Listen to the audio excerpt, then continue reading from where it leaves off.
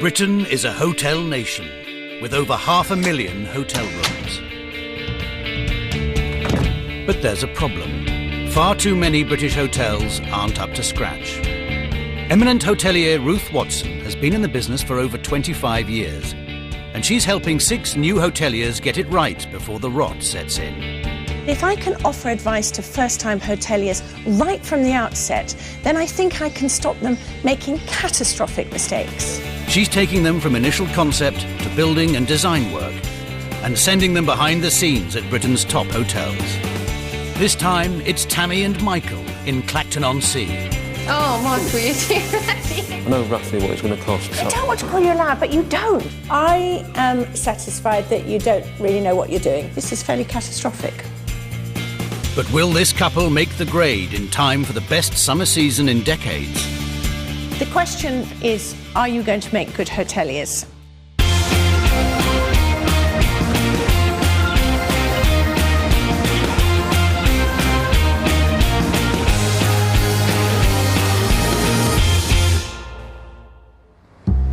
Clacton-on-Sea is one of the most established seaside towns in Britain, full of old-fashioned charm. It's a cheap and cheerful family resort on the Essex coast, 25 miles northeast of Southend. Its heyday was in the 50s, when 200 hotels and bed and breakfasts sprung up to meet the demand of the summer trade. But the prime seafront location was taken up by the Royal Hotel, at the time the town's finest. The Royal has earned a place in the history books. Built in 1872, it is Clacton's oldest building. It has a perfect position opposite the Victorian Pier, and its reputation for seaside elegance and glamour was unrivaled in the area. Property developer and Essex boy Michael Chittenden fell in love with the building when he was a child. He's in charge of the renovations and dreams about running his own hotel. Loved the building. The fact that I owned it, I couldn't believe it. I mean, it sat there asleep for 5 or 6 years. Bring that back to life is going to be great. It's an achievement, isn't it? He lives with his Australian-born girlfriend of 9 years, Tammy Madge, in Woodbridge, 40 miles from Clacton. She runs their home, Woodhall Manor, as a wedding venue and was surprised at Michael's choice for their next project. I just thought, what have you done? It just seemed like such a white elephant. I bought it because it was blue. Because it was blue. No, it's just a fantastic looking building. It's a great colour, actually, blue. Alongside running the wedding business, Tammy will be in charge of the Royal's interior design. Together, they want to restore this crumbling seaside relic to its former glory. It's a massive project. Not only have they had to gut the building and start from scratch, they also want to build a new kitchen and conservatory. This is the biggest gamble in Michael's career so far. For the last 20, 30 years, it hasn't worked for whoever's owned it. You never told me that. Yeah, well, that's how I ended up with it. They've worked on it for over a year, but still don't know what to do with the layout. And when it comes to the £2,300 a night bedrooms, they want to give the historic Royal a thoroughly modern makeover by giving them individual themes. Let's have a 60s room, have a jukebox in there. We could have a erotica room. No. So just as a bit of a quirk here, we've got one slipper bath going here with the back coming up here. So it'd be like, you know, you see in the old westerns, the old boys sitting in there with a cigar. Like a Wild West room, then? The schedule is slipping on this £3 million project.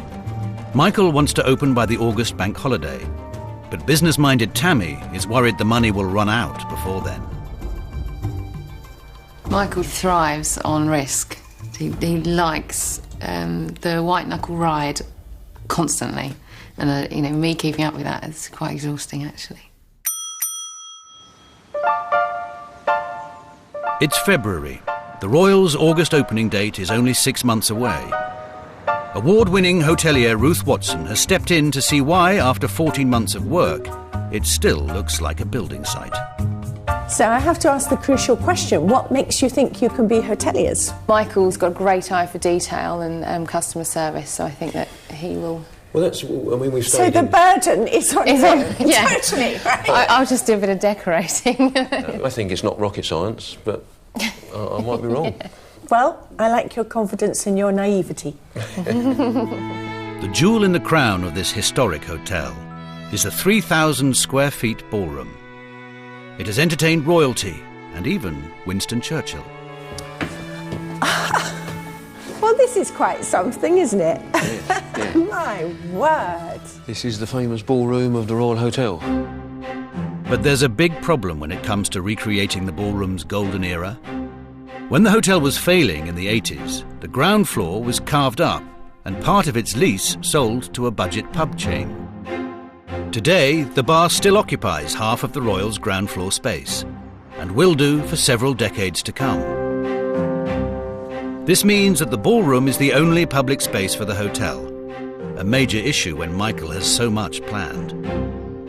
We want to make the ground floor multifunctional as much as possible without spoiling it, of course.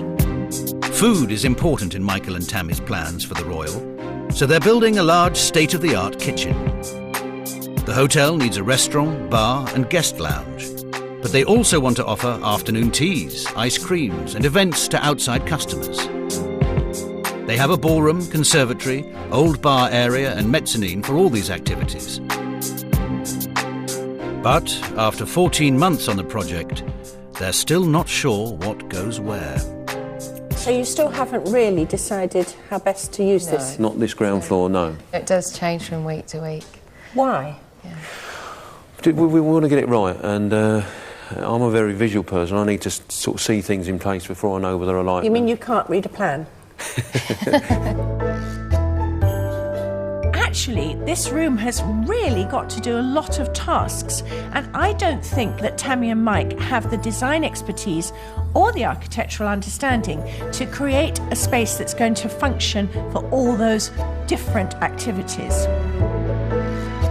Tammy and Michael have borrowed £1.5 million from the bank to buy the property and plan to spend another £1.5 million to renovate it. They've financed it from their other businesses and can't afford to go over their budget. Who's controlling the finances here? I've got the chequebook and I'm in control of the Right. money. Have you done a business plan? Yes, sort of, yeah. You're not filling me with huge It's in your confidence. head, so... Mike, we're going to make the it... business plan has not got to be in your head. It's We'll- got to be on a Well, screen or a piece of paper. Have you left yourself some working capital for the first 6-9 months? I know we should have budgets and things, but it's going to cost what it costs. I hope to be able to find the money every week to pay everyone and everything and get to the finishing line. Tammy doesn't even know what her budget is, and yet she's meant to be refurbishing the rooms and things. I mean, we make those decisions on a daily basis. We look at certain Mike, products. that's not how it's meant to work. You know that. It makes it slightly harder. Ruth's biggest worry is that even though they want to open this hotel in 6 months, this couple lack a coherent plan. You must, in your mind's eye, have some kind of vision for it. I picture it like the Titanic film where it went back and it all went sepia and it went back into the yesteryear. As long as your whole project doesn't go down. No, or like cost the as much as Titanic. the Titanic. Michael's Titanic plans include a huge state-of-the-art kitchen, but they're not sure exactly what it will be used for. So the kitchen, how much have you budgeted for that? Building the structure is going to be sort of £150,000–200,000. Have you decided what style of food you want? Not yet, and that's something that we really do need to decide on, what style. Tammy and Michael are keen on having differently themed bedrooms and charging around £100 a night, but they can't decide on exactly what look would work. We want to have some themed rooms. Themed rooms? Yeah. Yeah? What sort of themes? To emulate famous hotel rooms around the world. So like the Ritz and Yep, things the like Ritz in Paris is one, Raffles in Singapore is the other. But Yeah. I don't know if that's going to be enough to draw people to stay at the hotel. So how would you like to theme them? I would go very tongue-in-cheek, very cheesy, like 1960s or 1950s. Or I just think that you do have to execute whatever the theme is really well to get away with it. Otherwise, it doesn't look cheesy, it just looks tacky. Ruth believes that this is a very difficult project to get right, and a very easy one to get wrong. Tammy and Mike might have all the best intentions in the world, but I'm not sure that they have the expertise. I would hate to see this ending up not just badly themed, but actually just badly designed, and I think there's a real risk of that.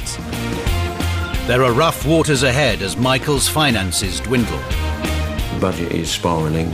I've stopped adding it up, to be honest. And Ruth sinks their big ideas. I am absolutely satisfied that you don't really know what you're doing.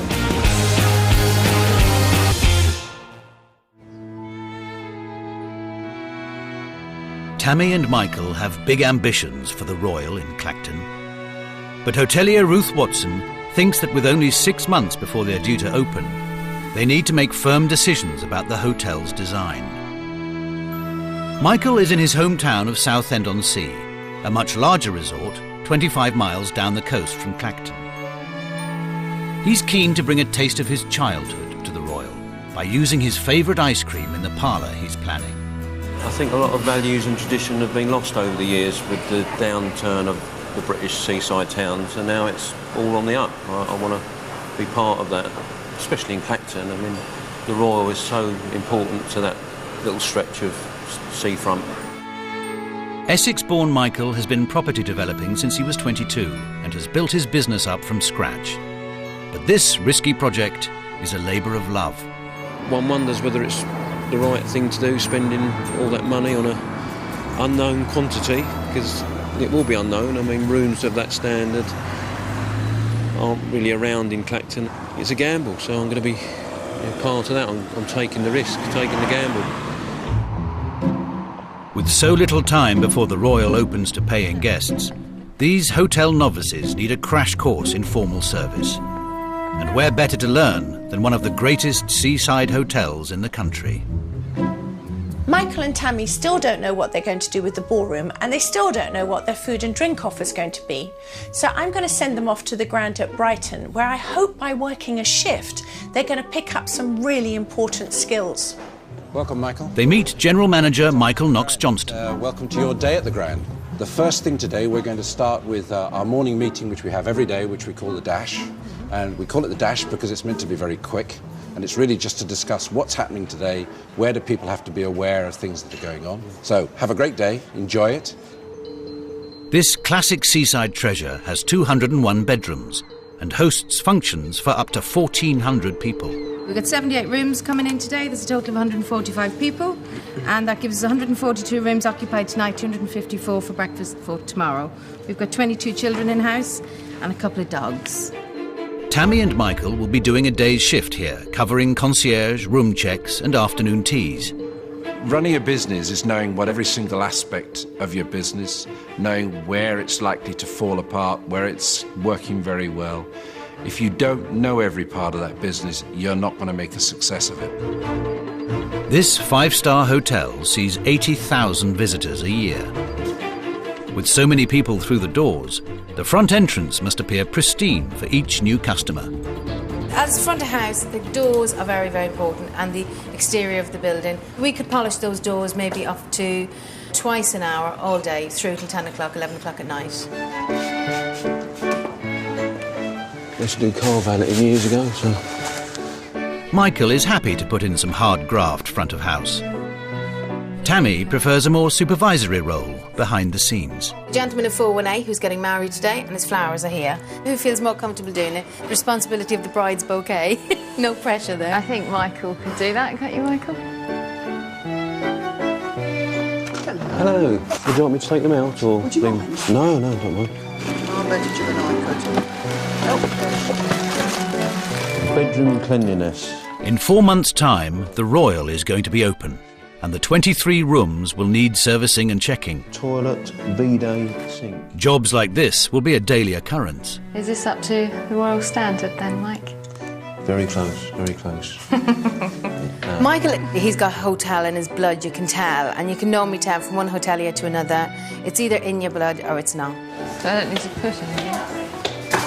Tammy seems a little bit more on the sideline, as if she's going along for the ride kind of thing. It's your turn, isn't it, or are you doing this one? They look quite heavy, these ones, but Oh, where is it? I'll just supervise.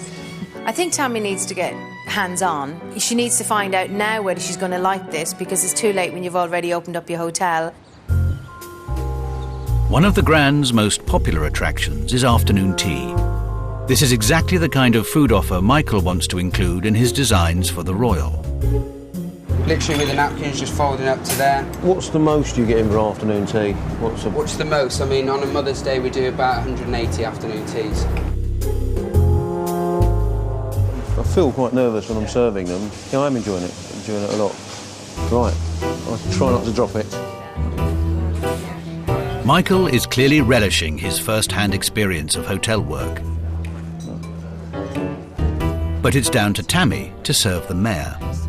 Is your table here? Oh my goodness, right, how excellent. Thank you very much indeed. Thank you. Are you having afternoon tea with us? This is not really my cup of tea. Michael is a bit of a foodie. He does like to get stuck in the kitchens, whereas I'm very different. I would like to be waited on. Yes, very much so. Throughout their long shift, they've learned how labour-intensive it can be working in a classic seaside hotel. Oh, that was a long day. It's a very long day. Is that what running a hotel's like then? I guess so. It's full on, isn't it? That was good. We're going to have staff that will do a lot of that, obviously. Yeah. But I suppose we'll have to be like that if we want to be at the forefront.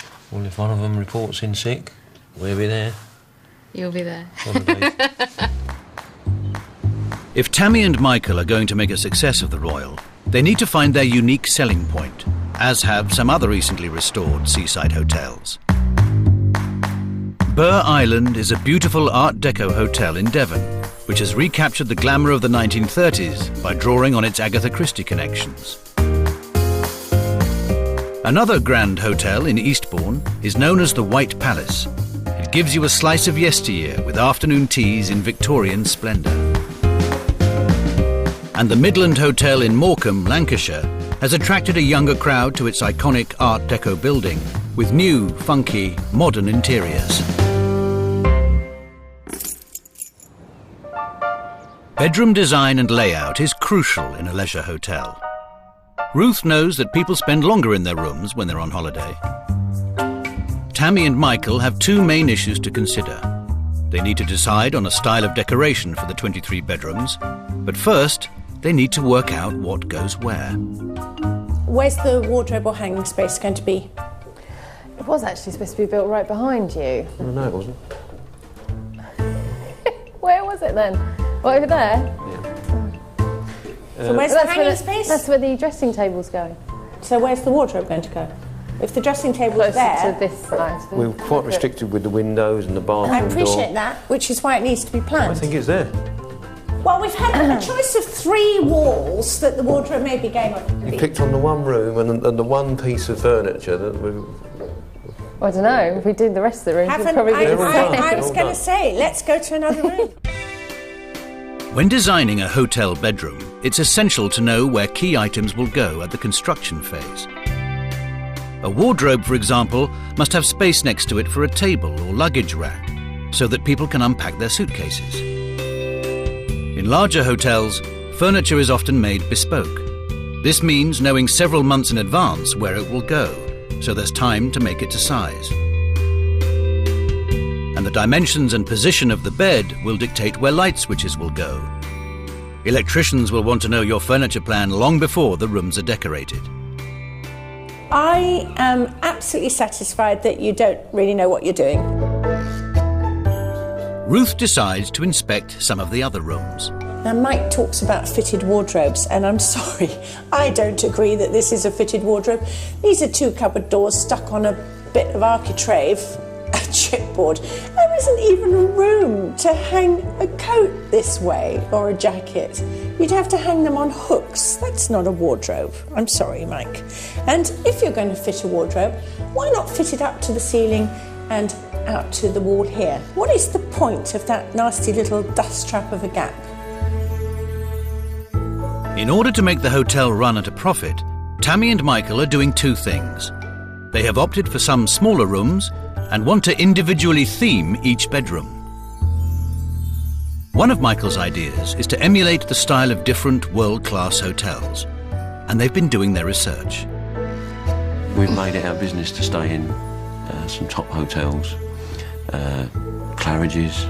The Ritz. We call it market research. It's all market research. This one hasn't been decided yet, but I think it will be the Raffles room. Right. Well, because of the balcony in Singapore and having the balconies, right. Literally will be the decor, the soft furnishings and the furniture will dictate the theme. We wasn't going to... Yeah, but you've got to know what you're taking it the wrong way around, mate. You can't say the soft furnishings and the paint and things will dictate it. You've got to choose what the soft furnishings and the paint are going to be, and that's what it will look like. I think it's time for you to come to a decision, because actually all the hotels you've mentioned, within that hotel, whether it's Raffles, whether it's Claridge's, whether it's the Ritz, they don't have a theme except their own theme, and one is Art Deco, Claridge's. Raffles is obviously Empire, and the Ritz is Edwardian. Although is it enough? I think they might think it's enough. But the key to Michael and Tammy's hotel theme could be their one outstanding feature. I think if you went to the ballroom and said to yourselves, this is iconic, no one else in Clacton or even on the East Coast probably has anything quite like this, that's the bit that really will separate you from every other hotel. It's really the heart of it, isn't it? It is. Ruth believes the success of this project relies on three things. They should drop the individually themed rooms, let the ballroom dictate a look for the hotel, and decide on a style of food for the restaurant. But for Tammy, it's the location of the hotel which is a worry.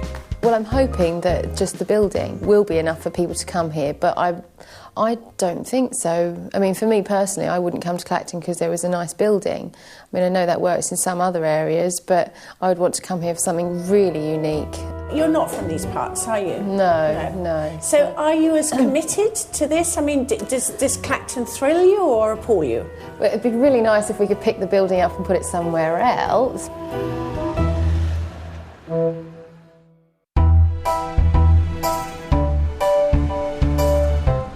2 months later, and work is progressing.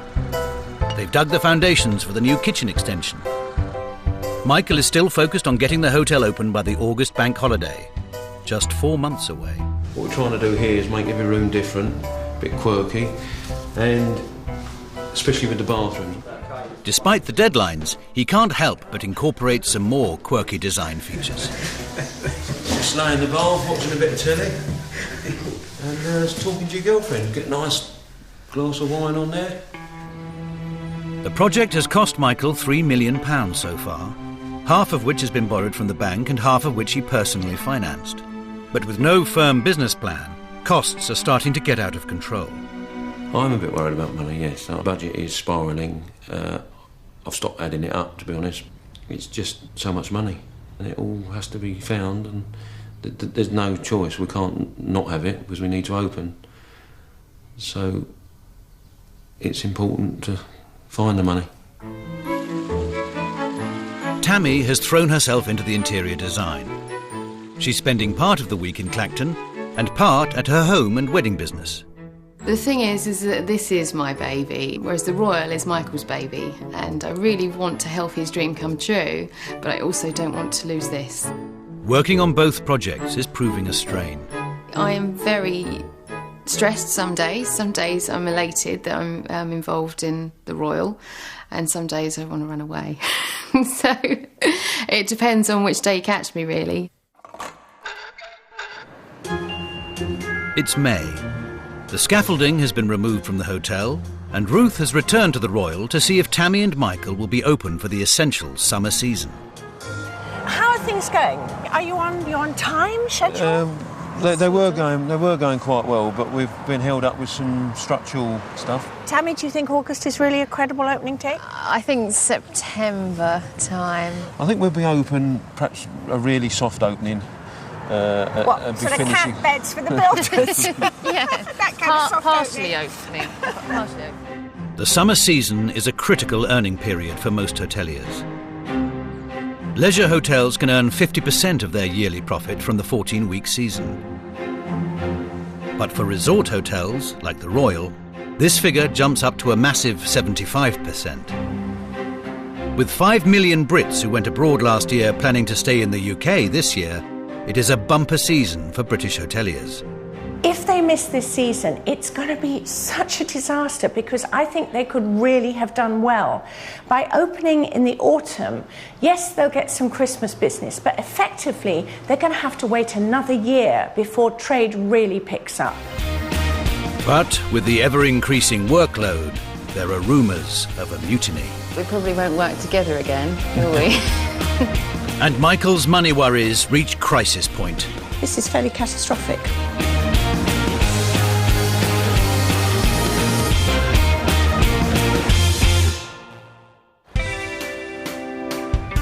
Tammy and Michael are renovating Clacton's oldest hotel. But they are massively over budget, and the August opening date is looking less and less likely. The historic ballroom has been decluttered and is ready for decoration. 2 months ago, Ruth advised them to work out a master plan for this key space. She's keen to find out if they've taken her advice. It's good you can actually see it. This space, have you finally decided what it's for? Because, you know, you have talked about restaurants, you have talked about bars, you have talked about weddings and functions, and it really, before now, needs to be established what it's going to do, this room. All of those. But can it do all of those? We see it as being a multifunctional area. So seeing it as being that is one thing. Can it be that? Is it actually practical to have it? Tammy and Michael have decided on the location of key elements, but they haven't thought about flow. The ballroom is the centre point of the building. It could be a good space for functions and events. However, because it's in the middle of the hotel, it completely restricts the flow of customers from the rooms and reception to the restaurant. Say I'm staying here and I want to go to the restaurant and I don't want to come to the wedding. How am I getting from my rooms over there? Yep, you've immediately hit on the one problem with that. And we can't think of a way around it. People would literally have to go outside the hotel and into the restaurant. That's the only thing wrong with our plan. You're another 2 months down the road and you still haven't decided. Look, apart from anything else, your residents are not going to want to get up, go outside to come round and have breakfast over there. There's so much still on the hoof thinking going on. I mean, by now, plans should really have been crystallised, and they're so fluid still. Ruth is worried that this chaos is costing them dearly. What have you spent? Yeah, what have you spent, Michael? Well, I stopped adding it up about 2-3 months ago. No, tell me you're joking. There's an element of joke in there, but it's costing what it costs. I'm getting surprises every week. The steels for the extension costing sort of 30,000-40,000, and they were totally unexpected. Substations, £50,000 from the electricity board. Yeah. In your mind, you could count a couple of £100,000 that just totally unexpected. Does it worry you that the purse might be emptied? It's worrying me. Very much so. I do think about it a lot. I can't think about it too much, because what would you do? You just sort of stop and put your head in the sand, but I just must get it finished. It's costing him a lot of money. He's getting huge surprises, bills of £50,000 and more that he hadn't expected. But you've done lots of other building projects. Yeah. Were you not more in control of those? I'm in control of this. I know roughly what it's going to cost per room, per square foot, and that's... I don't want to call you a liar, but you don't, because you've just told me you had 2 horrible surprises. Another problem is that Tammy and Michael aren't seeing eye to eye when it comes to room design. This is probably the oddest room in the hotel, in that we've got the standard shape. You said it, Michael, you said it. We're going to have a slipper bath. Actually, this one's not big enough. We're going to have a nice big slipper bath with a high back. Not big enough? No. What do you mean it's not big enough? Well, I just see it being big enough for maybe 2 people, or one nice big relaxing bath. So I think it is big enough. It's nice to have a big bath and relaxing. And it is nice to have a big bath, but I'm on Tammy's, I won't say side, this is not meant to be a fight, but this isn't a huge footprint here. I mean, how are they going to access the basins if the bath is any bigger? What I would have liked is for people to see out while they're having a bath in a few of the rooms. Okay, so I'm looking out on the food court, the crazy golf, the house, the things like that. We're going to raise this up a bit so you can see. So people are even more on show and their private parts. Some people like it. People are going to love it. They're going to love watching the world go by in the nude. Ruth's concerned that working together is taking its toll on their relationship. Why does your body language just get further and further apart when you're talking about this? You being on site all the time, is it creating more or less friction? More friction. A lot of Michael's personalities in this hotel. This is your baby, right, isn't it? So that drives me mad sometimes. Tammy and Michael can't afford any more disagreements on the design front. Ruth wants to give them some inspiration in an effort to unite this couple. Michael and Tammy want the Royal to be a destination hotel and they don't want it to be boring. So I'm sending them off to the Crazy Bear in Beaconsfield where they have a single theme, but boy do they run with it. Oh my God, look at that. Goodness me, there's lots to take in, isn't there? The hotel's theme is opulent glamour. It's both kitsch and eccentric, but it has a coherent look. It took owner Jason Hunt 4 years to renovate this listed building. Morning. Hello. James. Nice to meet you. Hi, Tammy. Nice to meet you. So we're really up to the choosing colours. Finishes. Yeah, curtains, soft furnishings. Yeah. But we still don't know what sort of look we're going for yet, do we? I think we do, yeah. Do we? Okay, he knows. He's doing it then. The Crazy Bear is going for the high-end market. Rooms range from £200 to £500 a night. We tend to try and buy, for instance, like the chandeliers, something like that, and then build around them. You know, right. I like to go out and just pick up some nice, different bits and pieces, and just try and use them. Do you want to get bigger and bigger? Are you going to expand? Yeah, we're looking for another site. Just don't fancy anything in Clacton then? Not the minute. Not the minute. So you can't get rid of it. Everything's got a price. Oh, okay. Not yet. Yeah. Look at that snakeskin handrail. From a design perspective, they've made it a destination location, and that's what we wanted to do with the Royal, to make people want to come to Clacton and to stay at our hotel. The restaurant walls are checkered in real gold leaf, or covered in white leather panels studded with Swarovski crystals. With all this opulence, business-minded Tammy is trying to keep Michael's feet on the ground. There's a panel, that whole room. Yeah, you charge £2.50 for a drink. So much to look at, isn't it? The bedrooms are a sumptuous combination of velvet, mirrors and embossed cowhide. Each room has a £4,500 copper bath, which fills from the ceiling. No, you don't switch it on. Ooh. And that is what you call a shower. Oh, Michael, you're too bloody idiot. Oh, great. Wonderful. They're going to kick us out of here now. But if they want the Royal to have anything like this wow factor, Michael and Tammy have a lot of work ahead of them. No, I think if I was going to give you any advice, I'd just expect a couple of sleepless years. So what's the hardest bit? Is it the refurbishment or the running of it? No, the running of it by far, yeah. Is it? Yeah. Yeah, believe me, you've got the easy part at the moment. Apparently the refurbishment is the easy part, so operational-wise, we've got that to look forward to, haven't we? With only a few short months before their planned opening, Tammy and Michael are starting to think about staffing the hotel. They've taken Ruth's advice and chosen a style for a restaurant. They want an unfussy bistro menu. In order to get them open in time, Ruth wants to help them find a great head chef. She's set up 3 interviews. Each candidate must impress them with experience, but also with culinary expertise by cooking a simple dish. I've suggested that they cook an omelette, partly because it's extremely quick, and mostly because it's so easy to get horribly wrong. Candidate number 1, Lance, has enormous experience working in banqueting. He's prepared a ham and cheese omelette. Why did you decide on ham and cheese? Just an original classic with fresh local ingredients. Okay. Did you season it? Yes. For me, it's a bit under-seasoned.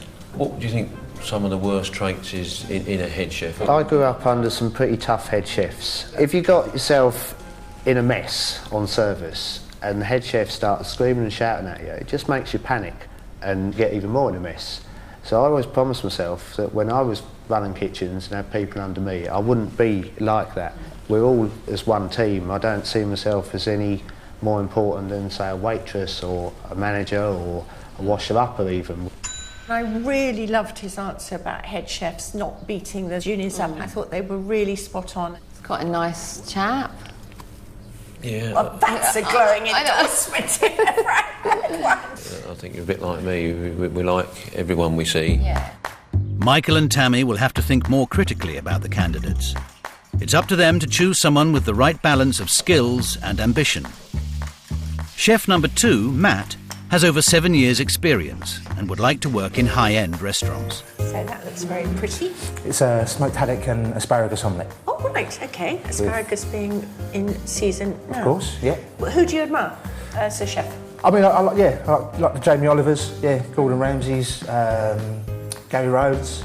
I like the high-end, sort of fine dining style of food as well. I think you better now confess about what you like. Michael and Tammy want to serve unfussy bistro food, so Ruth thinks this isn't a good match. It would be foolish to take on somebody who's got massive ambition, because it's not going to be realised here. You're both going to be very unhappy about it. Candidate number 3, Timothy, is a local man with 15 years' experience of cooking classic English pub dishes. Exactly the sort of food the Royal wants on its menu. It's a cheese and tomato omelette. Why did you decide to do cheese and tomato? It's fresh, nice ingredients, nothing too over-adventurous. Now, for me, this is very firmly cooked. I mean, there's an expression, baveuse, which is French, but it means sort of creamy. And I would expect my omelette to be a little creamier than this. You're obviously from this area. What do you think about Clacton? Clacton used to be the place to come. Everyone from London used to come to Clacton. And now they go elsewhere, but they are coming back to Clacton. And at this point, I think you should be talking about your vision for the Royal. It's your vision. Tell me, not your vision at all. I try and help with the vision, but it's a bit blurred. As a child, I always remember the Royal was massive, great big blue on the seafront as a small child walking past. Got the job. You're getting there, you're getting there. Although his omelette doesn't impress Ruth, his attitude does. Actually, slightly going down the sentimental path, I think it's wonderful that he remembers the Royal in its heyday, and I think he would really buy into what you're trying to do. I think there was, the makings of a good fit. With 3 months before the August deadline, they at least have a chef earmarked for their opening. But with the pressure of working 14-hour days together, Tammy and Michael's relationship is feeling the strain. Do we seem like we don't like each other? We didn't used to argue until the Royal. But we're survivors. This is the first time you've actually argued about a project. Can you together weather this? Because there's been a lot of body language that's not the greatest. There's been a lot of comments. I mean, can you see this through together? Yeah. Relationship-wise, yeah. I think Mike would be more gutted if he lost me as a business partner. But we probably won't work together again, will we? It's July, and there's a problem. The unforeseen costs have been mounting. Extra work on the kitchen will cost £80,000. The electricity substation, £50,000. Because of his ballooning budget, Michael now needs to borrow hundreds of thousands of pounds from the bank. But Ruth knows that during a recession, this isn't going to be easy. I need the bank support at the moment, and they're considering that. What happens if they don't come through with the sponduli? I don't know. I'm trying to think of plan Bs at the moment. What's worrying is that if he doesn't get any extra capital coming in to finance this, he has got something completely unfinished, which is not saleable, but it's not tradable either. This is fairly catastrophic. It's the summer season in Clacton. The seafront is bustling and hotels are full to capacity.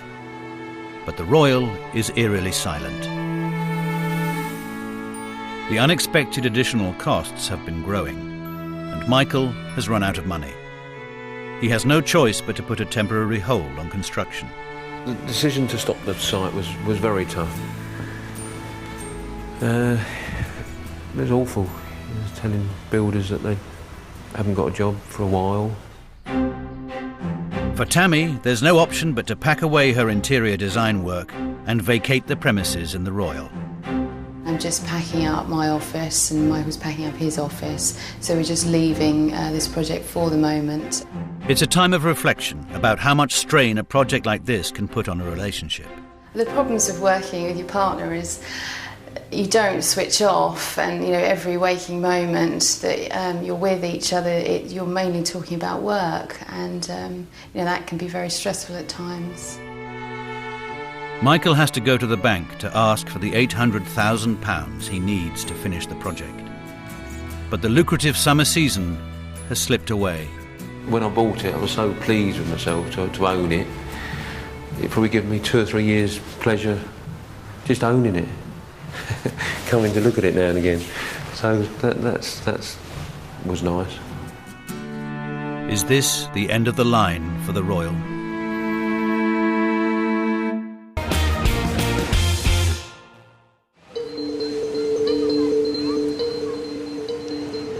It's high season, I'm in Clacton, the place is pumping.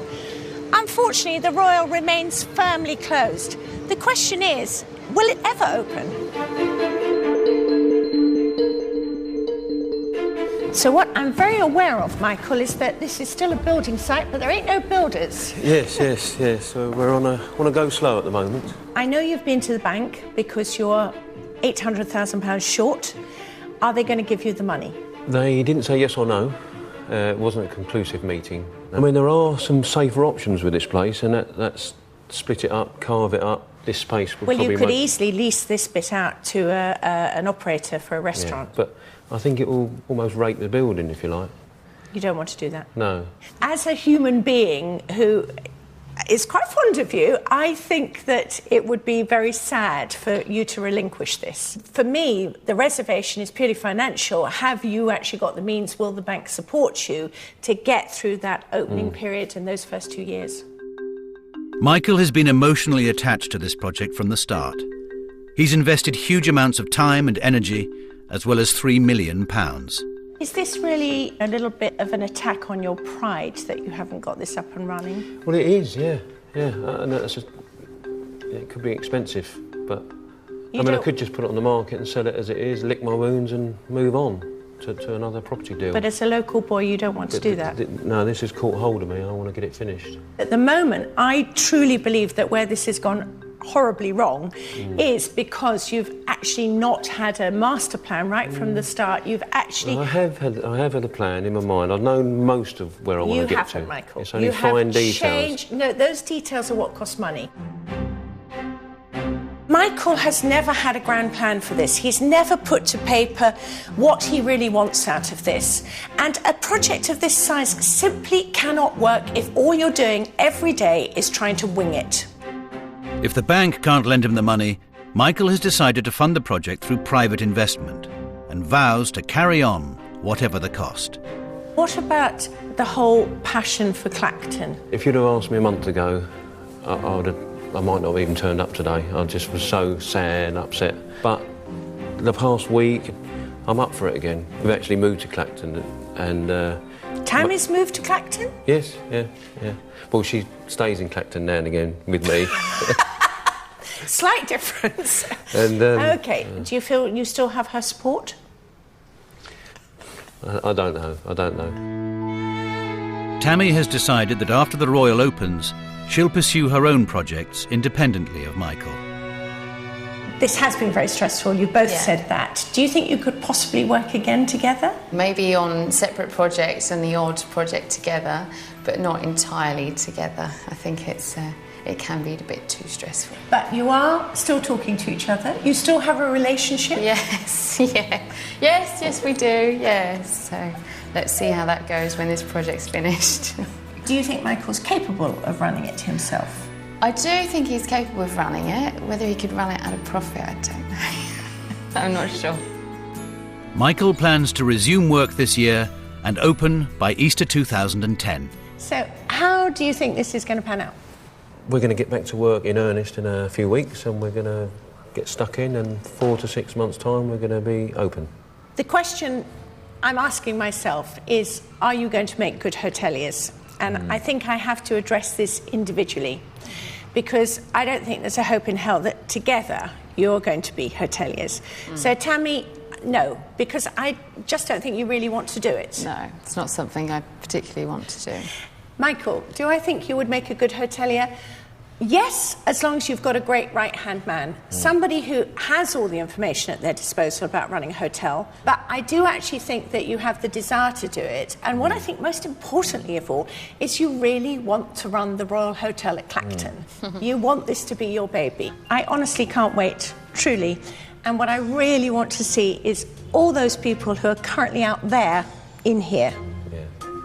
Yeah, I've certainly got some renewed vigour. I needed it. We got quite jaded with the project. It was taking so long, costing lots of money, and coming here again after a couple of weeks' break, it's exciting. I can't wait to get stuck in again. Tammy is quite evidently not as emotionally involved in this project as Michael, and indeed is a lot more practical. But Michael does seem absolutely certain that the funds will be found to finish this hotel. I really hope so, because somehow Michael, Clacton and the Royal Hotel are inextricably linked.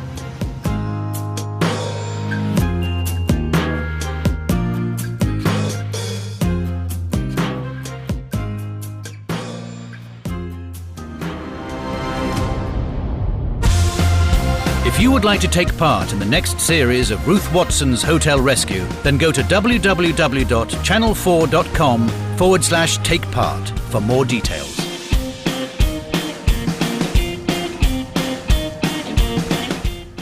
A fireman is on hand to put out Casty's flames tomorrow night. What's Phil gonna say? All hot and bothered in South London in location at 8. Next on 4, take a brilliant family, add 30 cameras and leave them running round the clock. The Family is next.